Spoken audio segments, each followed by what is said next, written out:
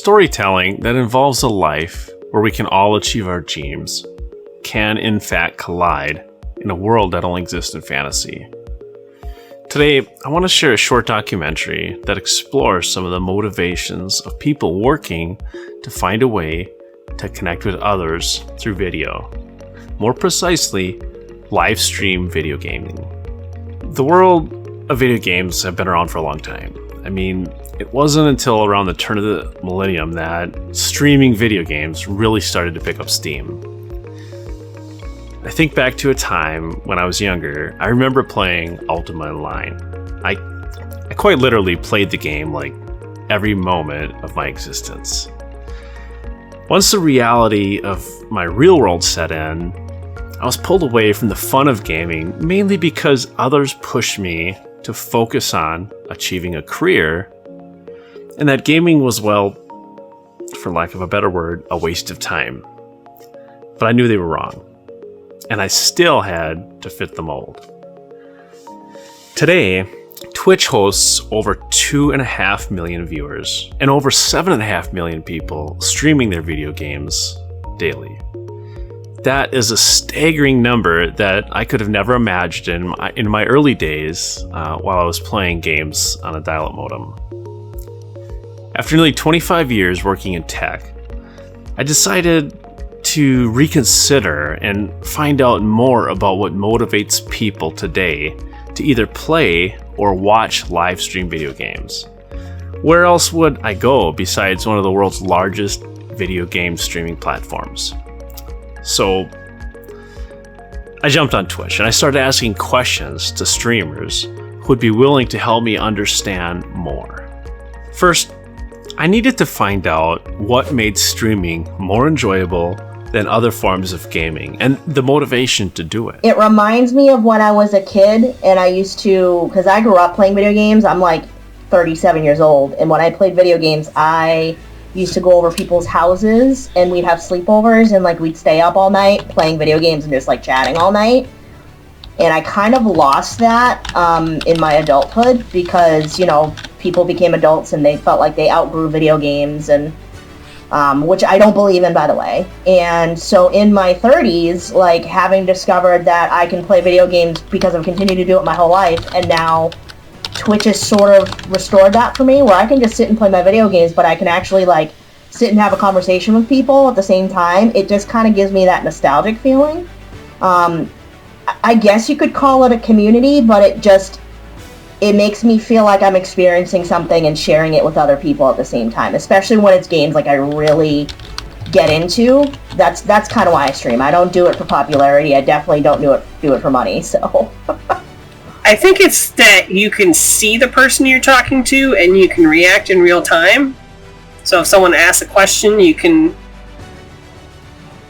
Like, I don't know, I guess when you ask somebody a question, you know, like on a written forum somewhere, they have time to, like, think about, well, what do I really want to say? And, like, they have longer to formulate it, where if, like, you're on Twitch and like you just react, then it's kind of more genuine, I guess, because you can see the facial expressions and you can see like just you can hear the tone of the person, and I feel like that helps. I enjoy streaming because I like interacting with people.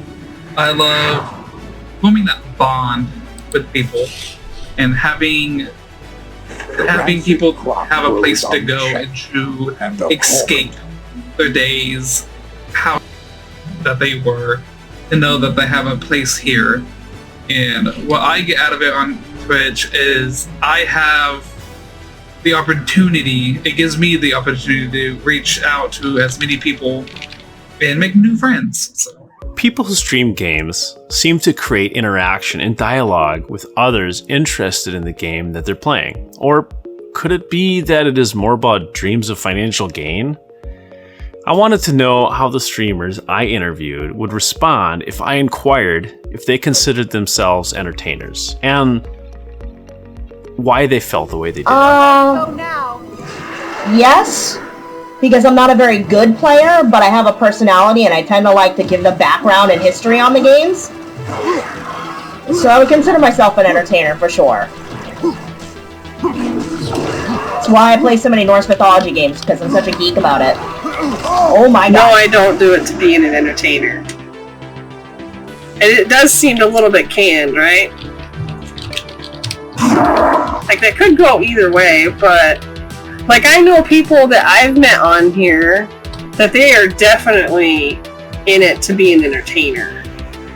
Like, they get on to be entertained, or to entertain people. But then there's people that they do it just, for creating connections.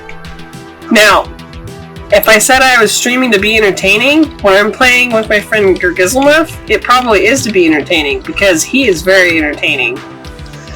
The stuff he talks about, and like, the arguments we'll get into with each other, people do find it very amusing, and I find it very amusing. So, in that way, yeah, I would say we do it for amusement. I would like to think I'm an entertainer. Some people would disagree, probably, but I feel like I entertain people pretty well. Like any activity, it takes time to gain skill. Not just with the game, but in how the streamer interacts with their audience to build their following. I wanted to find out how much time they spend streaming and streaming while building their audience. So, it depends on the week, because I do have a full-time job that keeps me very busy. At my peak, I was sometimes streaming like 20 hours a week. Right now, if I can get maybe 10 hours a week, I'm happy. Normally, I stream on, like, Sunday, Monday, Tuesday, and then Thursday. That's usually when I always stream, and usually when I do stream, it's like 3 to 4 hours. I stream 5 days a week, Monday through Friday, typically. And then I work on my stream 7 days a week. I'm always doing things to improve it, talking to the community, getting their feedback, making content for other platforms like TikTok and Instagram and YouTube. So I spend a lot of time on streaming and building my stream. Streamers often start through inspiration. With millions of examples to choose from today, how does someone develop their style, and what traits do others have that they admire to help them with their streaming goals? They make that, it's a multiplayer online game, and they basically do all these different events for all these different Elder Scrolls experiences, and they do a ton of drops, but they're so responsive and kind on stream, and they are very down to earth. So I like them, but I also like, there's a streamer called Becky, and she used to be called Dr. Gamernets, but I forget what her name is now. She's actually the one I watched when I first got into streaming in 2017, and I don't mean like I did it myself, as in I watched Twitch streams, and her sense of humor and personality and keeping her audience engaged was just so good for me. Like, it made me understand the potential of Twitch, that it's a place where you can go after work to like unwind, and you don't have to be good at games, you just have to enjoy talking to people while you're playing games. So I would say those would be people I look up to. So there's this guy, his name is AK Mike B, and he's been in like this whole sort of, I guess, industry you would call it, for a very long time. Like, he's been on it forever. And I admire him because for some reason, like, whenever he's on and he has everybody with him, it's so genuine. Yeah, he's on Twitch. Yeah, he's and he's not like a huge guy, but he does very well for himself, I think. Put it in. Yeah. But he's the only one that I will legit sit down and watch. And he plays lots of different kinds of games, and he's like just kind of really good at somehow making things interesting. Like, me and my partner sometimes we'll talk about how, you know, do we like this game because he played it? Or is it because we genuinely like it? And there's sometimes where we're like, I don't know, I think it's just because we liked watching him play. I find myself not really admiring a lot of streamers because lot of them are in it for the wrong reasons, if that makes any sense. A lot of them just want the money, a lot of them just want the fame, the glory, and I'm not that kind of person. I do it to have a connection with people and viewers and really my friends that I make on here. So finding a streamer that is actually like that is like a needle in a haystack.